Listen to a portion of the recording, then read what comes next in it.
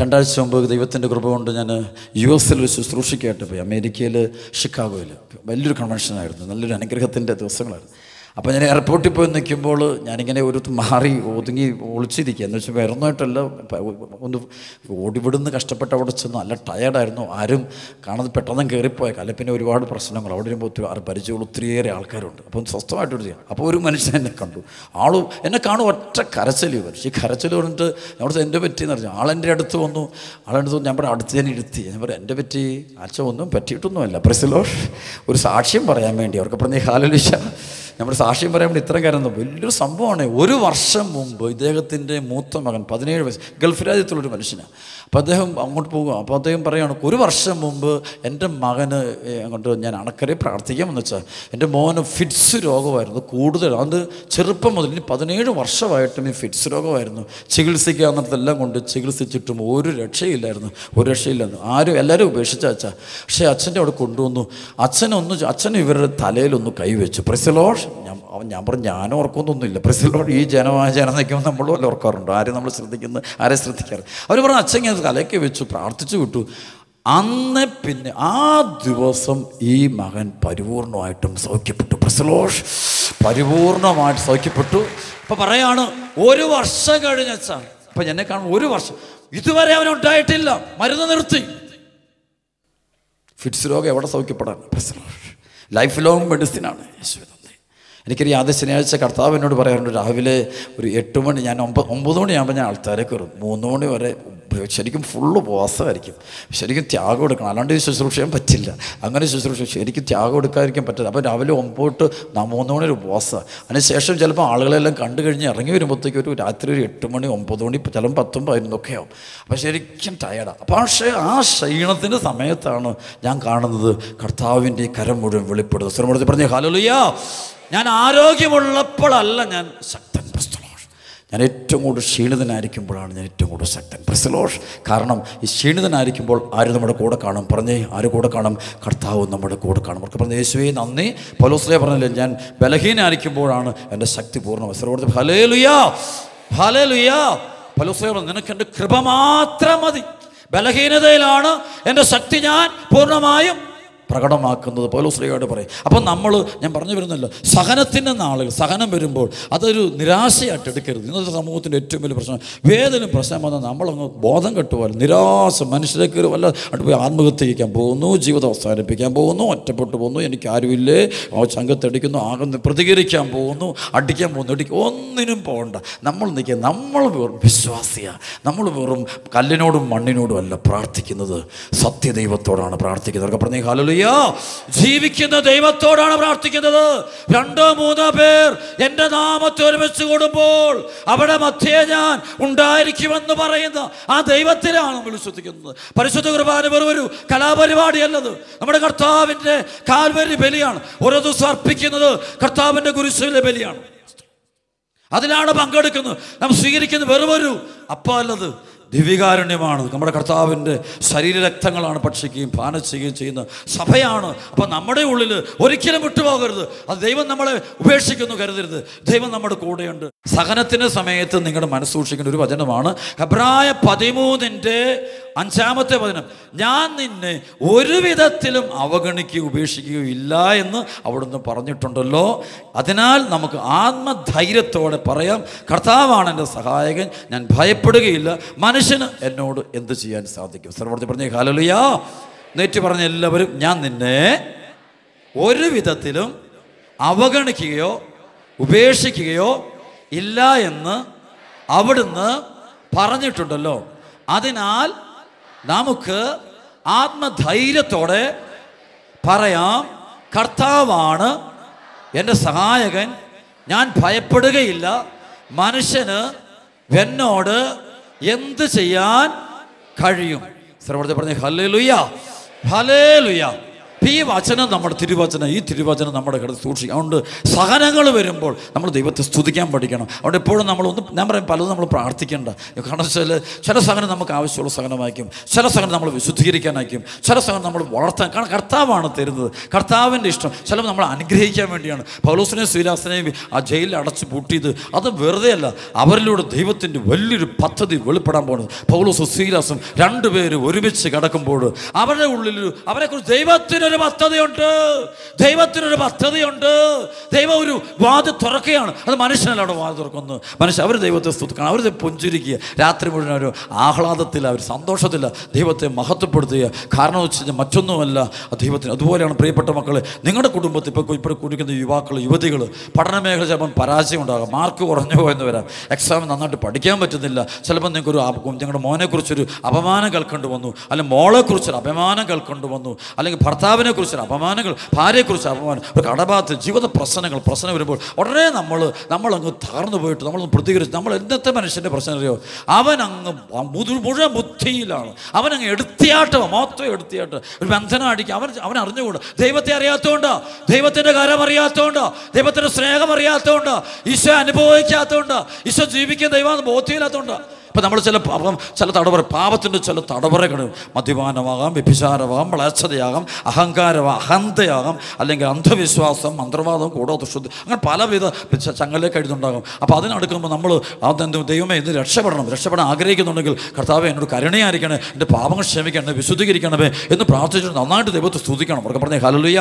ആ സ്തുതിപ്പിൻ്റെ സമയത്ത് ഈ ചങ്ങലങ്ങ് പൊട്ടിപ്പോയിക്കോളും. ദൈവത്തിൻ്റെ കരം, ദൈവത്തിൻ്റെ മഹത്വം നമ്മൾ വെളിപ്പെടുകയും ചെയ്യും. പലപ്പോഴും നമ്മൾ ദൈവത്തിന് നന്ദി പറയാറില്ല. ദൈവത്തിന് നന്ദി പലപ്പോഴും നമ്മൾ എല്ലാ പരിപാടിയും നമ്മൾ പറയാൻ, ഹൃദയം കൊണ്ട് പറയാറില്ല. ശരിക്കും ദൈവത്തിൻ്റെ ഇടപെടലുണ്ട്. ഓരോ ക്രിസ്ത്യാനിയും മനസ്സിലാക്കണം, നീ ക്രിസ്തുവിൻ്റെ മകനാ, ക്രിസ്തുവിൻ്റെ മകളാണ്. ദൈവം നിന്നെ തിരഞ്ഞെടുത്ത കർത്താവിൻ്റെ വലിയ പദ്ധതി നിന്നെക്കുറിച്ചുണ്ട്. ദൈവം നിന്നെ സ്നേഹിക്കുന്നുണ്ട്. നിന്നെ സ്നേഹിക്കുന്ന ദൈവം തൻ്റെ പ്രിയപുത്രൻ്റെ കാൽവരി ബലിയിലൂടെ, കുരിശു മരണത്തിലൂടെ നിൻ്റെ പാപങ്ങളെല്ലാം ഏറ്റെടുത്ത് നിനക്ക് വിടുതൽ നൽകി നിന്നെ രക്ഷിക്കുന്ന ഈ സമയം നീ നിരാശയിലേക്കല്ല പോകേണ്ട. അതുകൊണ്ട് ജീവിതത്തിൽ എന്ത് വരുമ്പോഴും അതിൽ ദൈവത്തിൻ്റെ കരം കാണാൻ പറ്റണം, ദൈവത്തിൻ്റെ സ്നേഹം കാണാൻ പറ്റണം, ദൈവത്തിൻ്റെ പരിപാലന കാണാൻ പറ്റണം. നമ്മുടെ ദൈവം നമ്മളെ ഉപേക്ഷിച്ച്, നമ്മളെ സ്നേഹിക്കുന്ന ദൈവമല്ലേ, ഇവിടെ വരെ വളർത്തിയ ദൈവം നമ്മളെ കൈവിടുവോ? സ്വരവർത്തി പറഞ്ഞേ ഹല്ലേലൂയ. ഇവിടെ വരെ നമ്മളെ കൂട്ടിക്കൊണ്ടുപോകുന്ന ദൈവം നമ്മൾ ഒരിക്കലും കൈവിടില്ല. ആ ദൈവത്തിൻ്റെ സ്നേഹം നമ്മൾ എപ്പോഴും ദൈവത്തെ സ്തുതിക്കാൻ പഠിക്കുക. എന്ത് പ്രശ്നം വന്നാലും ആ പ്രശ്നം ദൈവത്തെ സമർപ്പിച്ചുകൊണ്ട് ദൈവത്തെ സ്തുതിക്കാൻ പഠിക്കണം. അവർക്ക് പറഞ്ഞേ ഹല്ലേലൂയ, ഹല്ലേലൂയ. യേശുവേ നന്ദി. എനിക്കൊരു മനുഷ്യന് സ്ഥിരമായിട്ട് ഇങ്ങനെ പ്രാർത്ഥിക്കാൻ വരുന്ന ഒരാളാണ്. ഒരു കഴിഞ്ഞ 2-3 വർഷമായിട്ട് ഇദ്ദേഹത്തിൻ്റെ വലിയൊരു പ്രശ്നം കോടികളുടെ കടവാണ്. ഒരു 6-7 കോടി രൂപയുടെ ബാധ്യത വന്നിട്ട് ജീവിതം മുഴുവൻ വലിയ പ്രതിസന്ധിയിൽ എങ്ങനെ ഇന്ന് കരകയറുന്നതിന് അറിഞ്ഞുകൂടാ. അപ്പോൾ ഇദ്ദേഹം വരുമ്പോൾ ഇദ്ദേഹം ചെയ്യുന്ന കാര്യത്തുള്ളൂ, ഈ തകർച്ച, ഈ വലിയ തകർച്ച, വലിയ പ്രശ്നം, വലിയ ബുദ്ധിമുട്ട്, വീട് മുഴുവൻ ഒരുപാട് വിഷമത്തിൽ. അപ്പോൾ ഇത് വെച്ചുകൊണ്ട് ഈ മനുഷ്യൻ വന്നിട്ട് ദൈവത്തെ സ്തുതിക്കുക. അവർക്ക് പറഞ്ഞേ ഹല്ലേലൂയ. ഇദ്ദേഹം വന്നിട്ട് ഈ ആരാധന ചാപ്പലി വന്നിരുന്നു, അവിടെ ആരാധന ചാപ്പലി വന്നിട്ട് കർത്താവെ ഞാൻ നിന്നെ സ്തുതിക്കുക, ഞാൻ നിന്നെ മഹത്വപ്പെടുത്തുക, പിന്നെ ജപമാലയിലേക്ക് ഉച്ചയിലും പിന്നെ കർത്താവിനെ ആരാധിക്കും, വിശുദ്ധ കുർബാനിലൊക്കെ നന്നായിട്ടൊക്കെ പങ്കെടുത്ത് ദൈവത്തിന് നന്ദി പറയാം. കർത്താവ് ഇതൊന്നും നിൻ്റെ ഒരു പദ്ധതിയാണ്, നിനക്ക് എന്തോ ഒരു പദ്ധതിയുണ്ട്. സ്ഥിരപ്പെടുത്തി പറഞ്ഞേ ഹല്ലേലൂയ. ഒരു ദിവസം ഈ മനുഷ്യൻ വന്നിട്ട് എന്നോട് പറയാം, അച്ഛാ ഞാൻ സ്ഥിരമായിട്ട് ഇവിടെ പ്രാർത്ഥിച്ചുകൊണ്ടിരിക്കുന്ന ആളാണ്. ഞാൻ പറഞ്ഞു എന്തേ കാര്യങ്ങൾ, കടബാധ്യത. അച്ഛാ കടബാധ്യത അതുപോലെ തന്നെ നിൽപ്പുണ്ട്, പക്ഷേ എൻ്റെ മനസ്സിന് ഇപ്പോൾ ഒരു ഭാരമൊന്നുമില്ല. അവർക്ക് പറഞ്ഞേ ഹല്ലേലൂയ. കാരണം ദൈവം എന്നെ പരിപാലിക്കുന്നുണ്ട്. ദൈവം ഇത് പദ്ധതി വെച്ചാൽ, ദൈവത്തിൻ്റെ വലിയൊരു പദ്ധതി വെച്ചാൽ, കർത്താവിൻ്റെ സ്നേഹം വെച്ചാൽ, കർത്താവിൻ്റെ കരുണ വെച്ചാൽ, കർത്താവിൻ്റെ ഇടപെടൽ വെച്ചാൽ, കർത്താവിൻ്റെ വലിയ വാത്സല്യം വെച്ചാൽ, ഇത് പറഞ്ഞിട്ട് ഈ മനുഷ്യൻ ഭയങ്കര തീക്ഷ്ണമതിയായിട്ട് ദൈവത്തെ സ്തുതിക്കുന്ന ഞാൻ കണ്ടു. അപ്പോൾ എനിക്ക് ഒത്തിരി സന്തോഷം തോന്നി. ആളുടെ കടബാധ്യതൊന്നും ഇതുവരെയായിട്ട് മാറിയിട്ടില്ല, പക്ഷേ ആ വ്യക്തി ദൈവത്തിന് നന്ദി പറയുന്നു. അത് ദൈവത്തിൻ്റെ പദ്ധതിയായിട്ട് കാണുന്നു. അവന് പറഞ്ഞു ഇതുകൊണ്ട് വെച്ചാൽ എൻ്റെ കുടുംബത്തിൽ വലിയ അനുഗ്രഹം. മറ്റൊരു സമയം എനിക്കറിയാം, ഒരു കുടുംബത്തിലൊരു മകൾക്ക് വലിയ ഗൗരവമേർ നട്ടല് സംബന്ധമായ രോഗം പിടിപെട്ട. അപ്പോൾ അതോടെ ജോലിക്കൊക്കെ പോക്ക് പോലെ ഭയങ്കര പ്രശ്നമായി. ഭർത്താവിനാണേലും വലിയ ശമ്പളമൊന്നുമില്ല, വലിയ ബുദ്ധിമുട്ട്. അപ്പോൾ ഈ ഭാര്യയ്ക്കാണെങ്കിൽ എഴുന്നേറ്റ് നടക്കാനൊന്നും വലിയ ബുദ്ധിമുട്ടാണ്. 3 മക്കളുണ്ട്. ഈ 3 മക്കളുടെ കാര്യങ്ങൾ നോക്കണം, ഒന്നും പറ്റുന്നത് വലിയ ബുദ്ധിമുട്ട്. ശരിക്കും ആ വീടിൻ്റെ വരുമാനം മുതലും ഈ മകൾ പോയിട്ട് വർക്ക് ചെയ്ത് കിട്ടുന്ന പണം കൊണ്ടാണ് ജീവിച്ചു പോകുന്നത്. പക്ഷേ പറ്റി വലിയ ബുദ്ധിമുട്ടുണ്ട്. പക്ഷേ ഇവർ ചെയ്ത കാര്യം വെച്ചാൽ ഇവർ നന്നായിട്ട് പ്രാർത്ഥിക്കാൻ തുടങ്ങി. സ്വരപ്പെടുത്തി പറഞ്ഞേ ഹല്ലേലൂയ. അപ്പോൾ അവർ ഞാൻ കണ്ടുമുട്ടും അവരോട് പറയാം, അച്ഛാ ഒരു 6 വർഷത്തോളമായി ഈ രോഗപീഠം ഇങ്ങനെ അനുഭവിച്ച് കിടക്കാൻ തുടങ്ങിയിട്ട്. പക്ഷേ ഞങ്ങൾ കാണുന്നത് അച്ഛാ ഞാൻ പറഞ്ഞത് അച്ഛാ രോഗം മാറിയില്ല, അച്ഛൻ പ്രാർത്ഥിച്ചാൽ മതി, സന്തോഷ സമാധാനം. ഞാൻ കുടുംബം എങ്ങനെ പോകുന്നു? അച്ഛാ സന്തോഷമായിട്ട് പോകുന്നു, അച്ഛാ മക്കൾ നന്നായിട്ട് വളരുന്നു. അപ്പം മക്കളാച്ച എൻ്റെ കാര്യങ്ങളൊക്കെ നോക്കുന്നു. പ്രസിലോഷ് ഈ അമ്മയെ എടുത്ത് ടോയ്ലറ്റ് കൊണ്ടുപോകുന്നത്, അമ്മയുടെ കാര്യങ്ങളൊക്കെ നോക്കുന്നു. ഈ 3 മക്കൾ കൂടിയാണ് ചെയ്യുന്നത്. ആ മക്കളും ഈ പെൺമക്കളൊക്കെ ഉണ്ട്. ഒരു പെൺകൊച്ചും 2 ആൺമ. അപ്പോൾ ഇവർ 3 പേരും കൂടെ പൊന്നു പോലെ അമ്മയുടെ കാര്യങ്ങളൊക്കെ നോക്കുന്നു, അപ്പൻ്റെ കാര്യമൊക്കെ നോക്കുന്നു. അപ്പനും ഇവരും. അപ്പോൾ ശരിക്കും വീട്ടിൽ നല്ല ഇവരെല്ലാം ഒരുമിച്ച് അതുകൊണ്ട് വെച്ചാൽ വലിയ സന്തോഷം. അപ്പം പറയണം, ഞങ്ങളുടെ അടുത്തുള്ള മറ്റു കുടുംബങ്ങളൊക്കെ വലിയ പ്രശ്നമാണ്. ഒരു കുഴപ്പമില്ലായിരുന്ന കുടുംബങ്ങളിൽ നിന്ന് മോൻ വഴിതെറ്റിപ്പോയിട്ടുണ്ട്, മോള് വഴിതെറ്റിപ്പോയിട്ടുണ്ട്, അവിടെ മുഴുവൻ കണ്ണീരാ. പക്ഷെ ഞങ്ങളുടെ കുടുംബത്തിൽ ഭയങ്കര സന്തോഷം. നമ്മുടെ എൻ്റെ അച്ഛാ സാമ്പത്തിനൊന്നും ആവശ്യമില്ല അച്ഛാ, ഈ സന്തോഷം ഉണ്ടല്ലോ അത് മതി. ഇവർക്ക് പറഞ്ഞേ ഹല്ലേലൂയ. അപ്പോൾ ഈ മക്കളും ഇവർ 5 പേരും സമാധാനത്തോടെ ജീവിക്കുക. അവർ പറയുന്നത് ആ സഹനം വന്നപ്പോൾ അവരതിനെ നെഗറ്റീവായിട്ട് എടുക്കാതെ, ഒരു തകർച്ചയായിട്ട് എടുക്കാതെ, ദൈവത്തിൻ്റെ ഒരു പദ്ധതി, ദൈവഹിതമായിട്ട് ദൈവം അവരെ സ്നേഹിക്കുന്നൊരു പദ്ധതി. ഇതുകൊണ്ടാണ് ഈ കുടുംബത്തിൽ ഐക്യമുണ്ടായത്. അതുകൊണ്ടൊന്ന് ഭാര്യ ഭർത്താവിനെ ഒത്തിരി സ്നേഹിക്കുന്നു, ഭർത്താവ് ഭാര്യ ഒരുപാട് സ്നേഹിക്കുന്നു. കാരണം വേദനിക്കുന്ന തൻ്റെ ഭാര്യയെ ആ മനുഷ്യൻ അങ്ങറ്റം എല്ലാ കാര്യങ്ങളും ആത്മാർത്ഥമായിട്ട് സഹായിച്ച് സ്നേഹിക്കുന്നു, എല്ലാ കാര്യം ഹെൽപ്പ് ചെയ്ത് കൊടുക്കുന്നു. മക്കൾ സ്നേഹിക്കുന്നു. ഈ സ്നേഹിക്കുന്നുണ്ട് വലിയൊരു സന്തോഷത്തിൻ്റെ സ്നേഹത്തിന്. ആണ് അവർ പറയാം, ഈ ഒരു വേദന ഉണ്ടായില്ലായിരുന്നെങ്കിൽ ഈ ഒരു സമാധാനവും സ്നേഹവും ഞങ്ങളുടെ കുടുംബത്തിൽ ഉണ്ടാകില്ലായിരുന്നു. സർവ്വത്തിൽ പറഞ്ഞേ ഹല്ലേലൂയ, ഹല്ലേലൂയ. ഈ ഒരു വേദന ഉണ്ടായില്ലെങ്കിൽ മറ്റൊരു കുടുംബത്തിന് എനിക്കറിയാം അതുപോലെ തന്നെയാണ്. ഇതുപോലത്തെ ഒരു കേസാണ്. അവിടുത്തെ മകൾക്കാണെങ്കിൽ മാനസിക രോഗം, അത് കല്യാണം കഴിച്ച് കഴിഞ്ഞപ്പോൾ തന്നെ അതിനുശേഷം കുറേ മെൻ്റലായിപ്പോയി, വൈഫ് മെൻ്റൽ. ശേഷം 2 മക്കളെല്ലാം ഉണ്ട്. അപ്പോൾ ഈ ഭാര്യയ്ക്ക് ഭയങ്കര രോഗപീഠകളൊക്കെ വിഷമങ്ങളായിട്ടൊക്കെ പോവുകയാണ്. അപ്പോൾ ഈ പോകുന്ന സമയത്ത് ഈ മക്കൾ 2 പേരുണ്ട്. അപ്പോൾ ഭർത്താവും ഇവർ 3 പേര് പിന്നെ വളർന്നു വരുമ്പോൾ ഓരോ സ്ഥലത്തും ഈ ഭർത്താവ് ഒത്തിരി സഹായിക്കും. ആ മനുഷ്യൻ പള്ളിയിൽ പോകുന്ന പക്ഷേ സ്ഥിരം പള്ളിയിൽ പോകും, ദൈവത്തെ വിളിക്കും, പ്രാർത്ഥിക്കും. വേറെ ദുശ്ശീലങ്ങൾക്കോ ചിലർക്കുണ്ട് തകർച്ചകളും പ്രശ്നങ്ങളും ദുരിതങ്ങളും വന്നു കഴിഞ്ഞാൽ ഉടനെ അങ്ങോട്ട് സ്വഭാവം മാറും. അവർക്ക് പറയാം ഹല്ലേലൂയ. തെറ്റായ മാർഗ്ഗങ്ങൾ, പാപകരമായ വഴികൾ, പലവിധ ബന്ധങ്ങൾ, പാപത്തിൻ്റെ സുഖങ്ങൾ, അല്ലെങ്കിൽ അശുദ്ധിയുടെ മേഖല, മദ്യപാനത്തിൻ്റെ മേഖല, ജീവിതം തീർന്നു, ഇനി ആരെയും ഇത് ജീവിച്ചിട്ടില്ല, കാര്യമൊന്നുമില്ല, ഇനി എൻ്റെ ഇഷ്ടം പോലെ അങ്ങ് പോവുക, ഇനി അങ്ങോട്ട് ആ ജീവിത പങ്കാളിയെ അങ്ങ് ഡൈവോഴ്സാക്കി അങ്ങ് ഔട്ടാക്കിയാക്കാം, ഇനി വേണ്ട, ഇത് ജീവിതം വേണ്ട, ഇനി ദൈവം എനിക്ക് തന്ന ശാപോ, ദൈവനെ നശിപ്പിച്ചത് എന്നൊക്കെ പറഞ്ഞെങ്കിൽ നെഗറ്റീവായിട്ട് മുഴുവൻ ചിന്തിച്ച് കൂട്ടും. ശ്രീമതി പറഞ്ഞ യേശുവേ നന്ദി. നേരെ മറിച്ച് ആ കുടുംബം കാണും വേറെ കണ്ടുകൊണ്ട് അവർക്ക് പറഞ്ഞേ ഹല്ലേലൂയ. ഇദ്ദേഹം പൊന്നുപോലെ ഈ സഹോദരിയെ സ്നേഹിക്കുക, ഈ ഭാര്യയെ സ്നേഹിക്കാൻ തുടങ്ങി. അവർക്കുണ്ടാകുന്ന ആ മക്കൾ വളർന്നു. അദ്ദേഹം പറഞ്ഞു, വെച്ചാൽ ഈ ഭാര്യയ്ക്ക് രോഗം, കുഞ്ഞുങ്ങൾക്ക് രോഗം, അല്ലെ കൊച്ചു കുഞ്ഞുങ്ങൾ, നിങ്ങൾ 3 കൂടി വളർത്തിയെടുക്കാൻ ഞാൻ ഒത്തിരി കഷ്ടപ്പെട്ട അച്ഛാ. പക്ഷെ ഞാൻ പറഞ്ഞു, ഇപ്പം എങ്ങനെയുണ്ട് അച്ഛൻ? സന്തോഷം അച്ഛാ. ഞാൻ സമ്പത്ത് അത്യാവശ്യമൊക്കെ ഉള്ളൂ, നാട്ടിൽ ചെറിയ വീടൊക്കെ ആയിട്ടുണ്ട്, അത്യാവശ്യം ഒരു വീടൊക്കെ തന്നു. പക്ഷേ ദൈവം പൊന്നുപോലെ നോക്കുന്ന വെച്ചാൽ തമ്പുരാൻ്റെ സ്നേഹമുണ്ട്. ശരിക്കും ഈ സഹനം ഉണ്ടായതുകൊണ്ട് ഞങ്ങൾ എനിക്ക്. അപ്പോൾ ഈ ഇപ്പം കുഞ്ഞുങ്ങളൊക്കെ വളർന്നൊരു 10-12 വയസ്സ്, മൂത്തെനിക്ക് 10-12 10 അത്ര കൂടുതൽ വയസ്സ് കാണില്ല. അപ്പോൾ ഈ പ്രായമുള്ള പക്ഷേ ആ കുടുംബം ഒരു ഭാര്യയ്ക്കും അസുഖമാണ്. ഇപ്പോഴും കൂടെ ആശുപത്രി കൊണ്ടുപോകും, തിരിച്ചു കൊണ്ടുവരും, വീണ്ടും ആശുപത്രി ഭയങ്കര കഷ്ടപ്പെടുക. പക്ഷേ ഈ ഒരു സഹനം നിൽക്കുന്നത് കൊണ്ട് ആ കുടുംബത്തിൽ ഭയങ്കരമായൊരു അനുഗ്രഹമുണ്ട്. കാരണം അവിടെ ആ അനുഗ്രഹം ഉണ്ടാകാൻ കാരണം ആ സഹനം ഉണ്ടായപ്പോൾ ഈ അപ്പൻ നെഗറ്റീവായിട്ട് എടുത്തില്ല. ദൈവം എന്നെ നശിപ്പിച്ചത്, ദൈവം എന്നെ തകർത്തത്, ദൈവം എന്നെ ഉപദ്രവിച്ചത്, ദൈവം എൻ്റെ പ്രാർത്ഥന കേട്ടില്ല, ദൈവം എന്നൊരാളുണ്ടോ, ദൈവം ഉണ്ട്, പിന്നെ എന്തുകൊണ്ട് ഇതൊക്കെ സംഭവിച്ചു, ഇങ്ങനെ നെഗറ്റീവായിട്ട്. മറിച്ച് ഇതൊരു അനുഗ്രഹം, ഇത് ദൈവത്തിൻ്റെ ഒരു പദ്ധതിയാണ്, ദൈവത്തിൻ്റെ സ്നേഹമാണ്, ദൈവത്തിൻ്റെ പരിപാലന. അത് മാത്രം കാണും. ശ്രമത്തിൽ പറയും ഹല്ലേലൂയ. അത് റോമാലേഖനം 8:28 ദൈവത്തെ സ്നേഹിക്കുന്നവർക്ക്, അവിടുത്തെ പദ്ധതി പ്രകാരം തിരഞ്ഞെടുക്കപ്പെട്ടവർക്ക് ദൈവം എല്ലാം നന്മയ്ക്കായി മാറ്റും. ദൈവത്തിലാണ് നമ്മൾ വിശ്വസിക്കുന്നത്, ദൈവത്തില്ല. അത് മനുഷ്യരല്ല നമ്മളെ വളർത്തുന്നത്, മനുഷ്യരല്ല നമ്മൾ ഉയർത്തുന്നത്, മനുഷ്യരല്ല നമ്മളെ സ്നേഹം വളർത്തുന്നത്, ഒരിക്കലുമില്ല. ദൈവമാണ് വളർത്തുന്നത്. Price the Lord. ദൈവത്തിൻ്റെ കാര്യമാണ്, മനുഷ്യൻ്റെ അല്ല. മനുഷ്യൻ്റെ നല്ല വാക്കുകൊണ്ടോ ഒന്നല്ല നമ്മൾ വളരുന്നത്, മനുഷ്യൻ ചീത്ത വാക്കുകൊണ്ട് നമ്മൾ തകർത്തുമില്ല, മനുഷ്യൻ നല്ല വാക്കുകൊണ്ട് വളർത്തുമില്ല. നമ്മളെ വളർത്തുന്നത് നമ്മുടെ ദൈവമായ കർത്താവാണ്. സർവ്വത്തെ പറഞ്ഞ ഹല്ലേലൂയ. ഇവിടെ ഇരിക്കുമ്പോൾ നിങ്ങൾ ഓരോരുത്തരും ദൈവം, നിങ്ങളിവിടെ വളർത്തിയത് മനുഷ്യരല്ല, നാട്ടുകാരല്ല, ആരുമല്ല, ദൈവമാണ് നിങ്ങളെ വളർത്തിയത്. ദൈവം നിങ്ങളെ സഹായിച്ചു, ദൈവം നിങ്ങളെ പരിപാലിച്ചു. അപകടങ്ങളിലും അനർത്ഥങ്ങളിലും നാളുകളിൽ ദൈവത്തിൻ്റെ സാന്നിധ്യം അവിടെ കൂടെ ഉണ്ട്. പക്ഷെ നമ്മൾ കണ്ടില്ലായിരിക്കും. നേരിട്ട് ദൈവത്തെ ഇങ്ങനെ ഒരു മനുഷ്യനെ പോലെ നമ്മൾ കൂടെ കണ്ടിട്ടില്ലായിരിക്കാം. ഒരു അത്ഭുതം നടന്നു. പക്ഷെ ധ്യാനത്തിനൊക്കെ പോയിട്ട് ചിലപ്പോൾ രോഗശാന്തി അത്ഭുതം ഒന്നും നടന്നിട്ടും കാണില്ല. പക്ഷേ അപ്പോൾ ദൈവത്തിൻ്റെ ഒരു കരം നിങ്ങളുടെ കൂടെയുണ്ട്, ദൈവം നിങ്ങളെ പരിപാലിക്കുന്നുണ്ട്, ആ ദൈവത്തിൻ്റെ സ്നേഹം നിങ്ങളുടെ കൂടെയുണ്ട്. ഇതൊരിക്കലും മറക്കരുത്. സർവ്വത്തിൽ പറഞ്ഞേ ഹല്ലേലൂയ, ഹല്ലേലൂയ. യെശയ്യാ പ്രവാചകന്റെ പുസ്തകം 49:15-16 വചനങ്ങൾ. അതായത് അമ്മ മറന്നാലും ഞാൻ നിന്നെ മറക്കില്ല. അവർക്ക് പറഞ്ഞേ ഹല്ലേലൂയ. പെറ്റമ്മ മറന്നാലും ഞാൻ നിന്നോട് കരുണ കാണിക്കും. മുല കുടിക്കുന്ന കുഞ്ഞിനെ അമ്മയ്ക്ക് മറക്കാനാവുമോ? പെറ്റമ്മ തൻ്റെ കുഞ്ഞിനോട് കരുണ കാണിക്കാതിരിക്കുമോ? പക്ഷെ അവൾ മറന്നാലും ഞാൻ നിന്നെ മറക്കില്ല. സർവ്വത്തിൽ പറഞ്ഞ് യേശുവേ നന്ദി. സർവ്വത്തിൽ ഹല്ലേലൂയ. ഞാൻ ഈ നമ്മുടെ രൂപതയുടെ ഒരു പള്ളിയിൽ ഞാൻ ഇരിക്കുമ്പോൾ ആ സമയം ഞാൻ ഓർക്കുന്നു, അവിടെ കൊച്ചച്ഛനായിരിക്കുന്ന കാലഘട്ടത്തിലാണ് സംഭവിച്ച കാര്യം. അവിടെ ഒരു കുടുംബം, അപ്പനും അമ്മയും എനിക്കൊന്ന് 2 മക്കളും.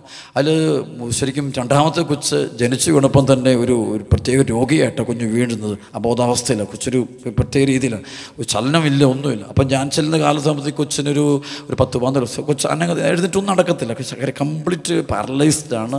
ആളിങ്ങനെ അത്യാവശ്യം ഒന്ന് ചിരിക്കുകയോ നമ്മൾ വെറുതെ അത് ഒരു സംഭവത്തിൽ ജസ്റ്റ് കിടപ്പുണ്ട്, വളരെ വേദനയെ കിടക്കുക. സ്വരത്തിൽ ഹല്ലേലൂയ, ഉച്ചത്തിൽ പറയാം ഹല്ലേലൂയ, ഹല്ലേലൂയ, യേശുവേ നന്ദി.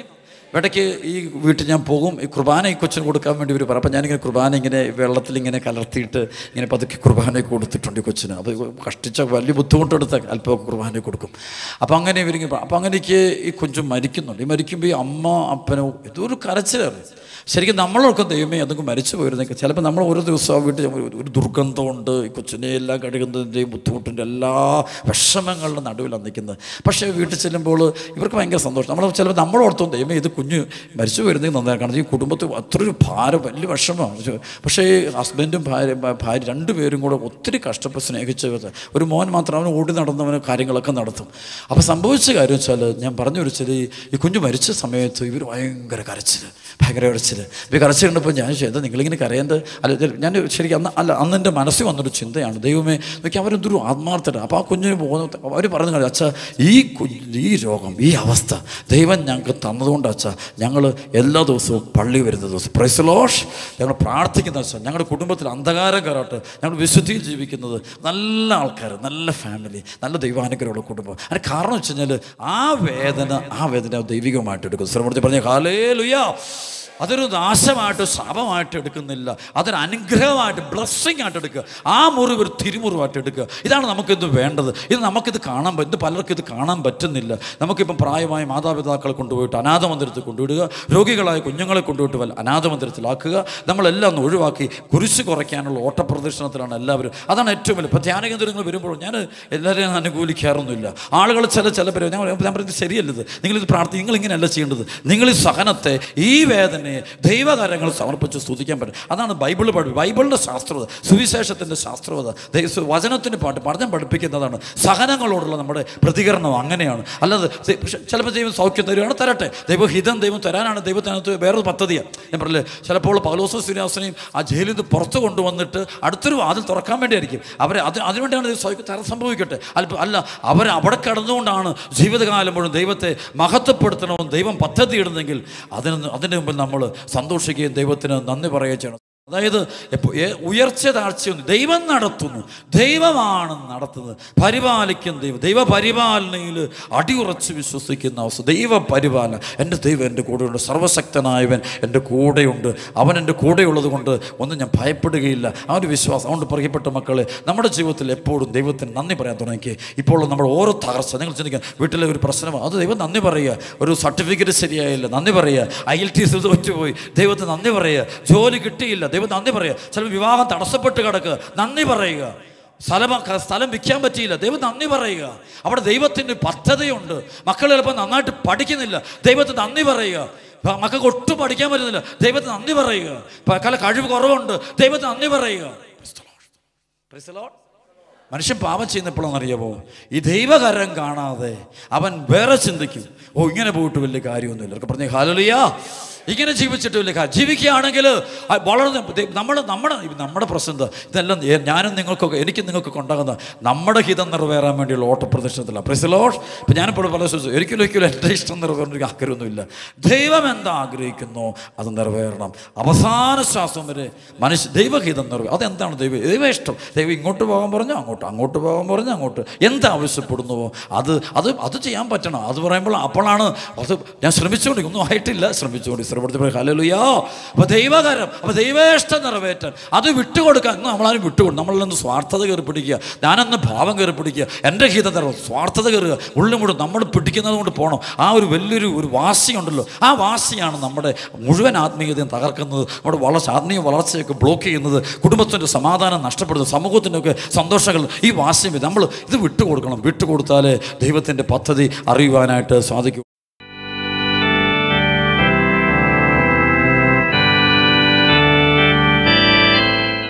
വേണ്ടി നമ്മുടെ പാപങ്ങൾക്ക് വേണ്ടി പാപത്തിൻ്റെയും രോഗത്തിൻ്റെയും നാശത്തിൻ്റെയും അടിമത്തം നമ്മെ കരകയറ്റാൻ വേണ്ടി, സ്വർഗം തരാൻ വേണ്ടി കുരിശിൽ നമുക്ക് വേണ്ടി രക്തം ചിന്തി മരിച്ച നമ്മുടെ കർത്താവിനെ നമുക്ക് ഓർക്കാം.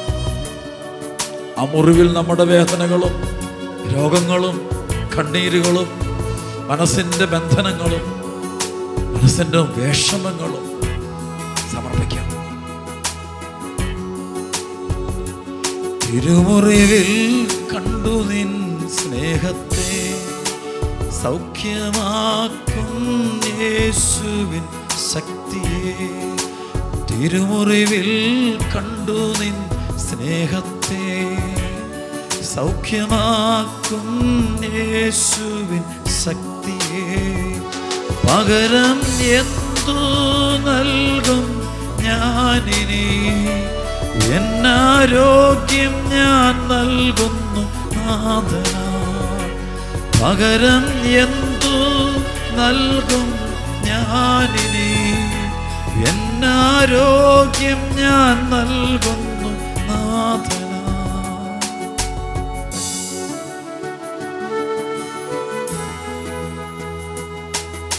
കുടുംബത്തെ ഓർക്കുന്ന വേദനകൾ, പാപബന്ധനങ്ങൾ, അശുദ്ധി, അന്ധകാരം, മദ്യപാനം, ചെടിക പാപങ്ങൾ, കുടുംബത്തിൻ്റെ ഭിന്നത, വെറുപ്പ്, പക,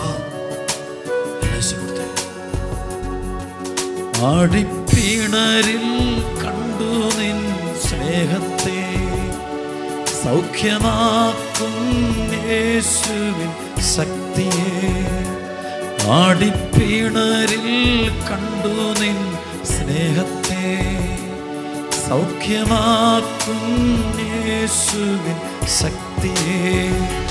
പകരം എന്തു നൽകും ഞാനിനി, എന്നാരോഗ്യം ഞാൻ നൽകുന്നു നാഥനാ. പകരം എന്തു നൽകും ഞാനിനി, എന്നാരോഗ്യം ഞാൻ നൽകുന്നു നാഥനാ. ഒറ്റ വിളിച്ചോയേ, ആരാധന. സൗഖ്യത്തിൻ്റെ ശക്തി കൊടുക്കണമേ ഈശോയേ. എനിക്ക് വേണ്ടി പാടുവീണകളേറ്റ് കുരിശിൽ രക്തത്തിൻ്റെ മരിച്ച കർത്താവേ, അങ്ങയുടെ തിരുമുറിവിലൂടെ ഒഴുകുന്ന രോഗശാന്തി, സൗഖ്യം ഞങ്ങളുടെ മേലും ഞങ്ങളുടെ തലമുറ മുഴുവൻ്റെ മേലും കൊടുക്കണമേ.